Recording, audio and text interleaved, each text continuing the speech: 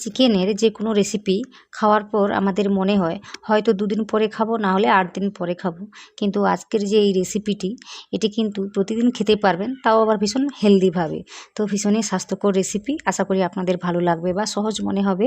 আর যদি ভালো লাগে তাহলে আমার এই ভিডিওতে লাইক দিতে ভুলবেন না। নতুন যদি কেউ হয়ে থাকেন তাহলে আমার চ্যানেলটিকে সাবস্ক্রাইব করে নেবেন। তো চলুন ভিডিওটি শুরু করে ফেলি। তার আগে নমস্কার, কেমন আছেন সবাই? আশা করি ভালো আছেন। শুভ্র শান্তি ব্লগে আপনাদের সবাইকে স্বাগত জানাই। আমি শান্তি।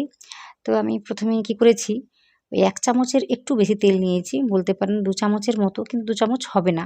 তো অতটাই তেল নিয়েছি, সাদা তেল নিয়েছি। তারপর গোটা তেজপাতা দিয়েছি, এলাচ দিয়েছি, দারুচিনি দিয়েছি, আর লবঙ্গ দিয়েছি, আর গোলমরিচ দিয়েছি।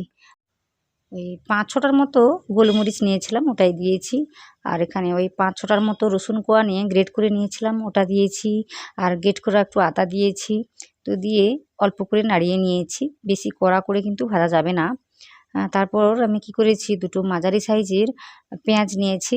তো আপনারা চাইলে পেঁয়াজের পরিমাণটা কমিয়ে দিতে পারেন। তো সব কিছুকে দিয়ে হালকা নাড়িয়ে চাড়িয়ে নিয়ে আমি এখানে দিচ্ছি কাঁচা লঙ্কা। তো ঝালটা বুঝে শুনে দেবেন। তো এখানে আমি 4টা-5টার মতোই দিয়েছি, বেশি দিইনি। তো এইভাবে রান্নাটা করে নিতে হয়। রোগীদের জন্য বা যারা অসুস্থ তারা কিন্তু অনায়াসেই এই রেসিপিটা খেতে পারে। তো এর মধ্যে আমি দিয়েছি অল্প করে হলুদ। তো এই রেসিপিতে কিন্তু হলুদ দেওয়া হয় না, কিন্তু আমরা অল্প করে একটু হলুদ দিই। তো দেখতে একটু ভালো লাগবে, না হলে আর কিছুই না। আপনারা যদি না দিতে চান তো দিতে হবে না।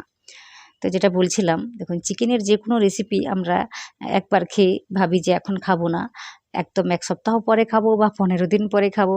আর এটি এমন একটি রেসিপি, এটা কিন্তু আপনি প্রতিদিনই খেতে পারেন, তাও আবার স্বাস্থ্যকরভাবে। তো আশা করি আপনাদের সবারই ভালো লাগবে। তো একবার হলেও রান্না করবেন, তারপর না হয় আমাকে জানাবেন। তো এইভাবে চিকেনটাকেও আমি দিয়েছি। এখানে আমি চিকেনটাকে নিয়েছি ওই 600 থেকে 700 মতো হবে।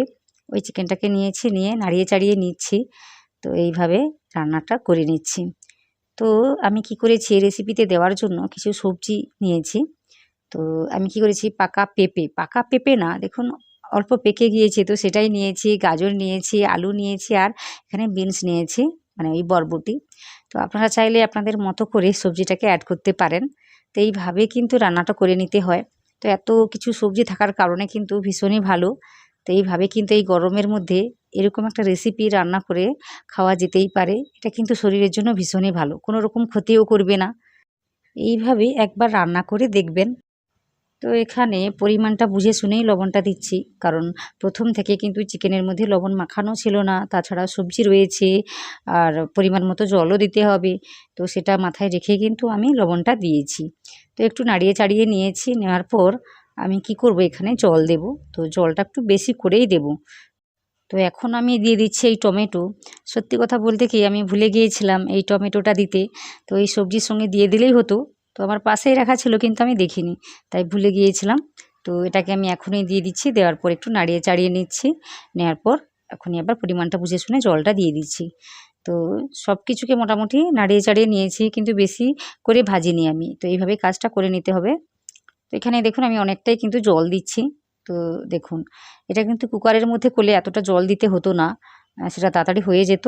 তো অল্প করে জল দিলেই কিন্তু হয়ে যেত। এখানে আমি কড়াইতে বানাচ্ছি, তো একটু জল দিতে হবে, কারণ চিকেনটাকে তো ভালোভাবে সেদ্ধ করতে হবে, সেজন্য। তো এইভাবে ঢেকে মোটামুটি আমি 20 মিনিটের জন্য ছেড়ে দিয়েছিলাম। তো 20 মিনিট পরে আপনাদের দেখাচ্ছি, দেখুন অনেকটাই কিন্তু জল শুকিয়ে গেছে। আর মাংসটা কেমন সেদ্ধ হয়ে গিয়েছে দেখুন, একদম ছেড়ে ছেড়ে গিয়েছে। তো বোঝাই যাচ্ছে চিকেনটা একদম ভালোভাবে সেদ্ধ হয়ে গিয়েছে। তো দেখুন, আর সবজিগুলো ভীষণই সেদ্ধ হয়ে গিয়েছে। তো সে যাই হোক, মোটামুটি সব কিছু ভালোভাবে সেদ্ধ হয়ে গিয়েছে। সবশেষে আমি কি করব, এখানে আমি একটু গোলমরিচের গুঁড়ো দেব। এখানে আমি একটু চেখে নিচ্ছি লবণটা ঠিক আছে কিনা। তো এই সময় একটু চেখে নিলেই ভালো, না হলে এই লবণটা ঠিকঠাক না হলে কিন্তু কেউ খেতে পারবে না। তো অবশ্যই বুঝে শুনে লবণটা দিতে হবে। তারপর দেখুন আমি একটু গোলমরিচের গুঁড়ো দিয়েছি, ওই 1/2 চামচের মতোই দিয়েছি। তো এই ঝালটা কিন্তু ভীষণই ভালো লাগে এই রেসিপির মধ্যে। তো এটা দেওয়ার চেষ্টা করবেন।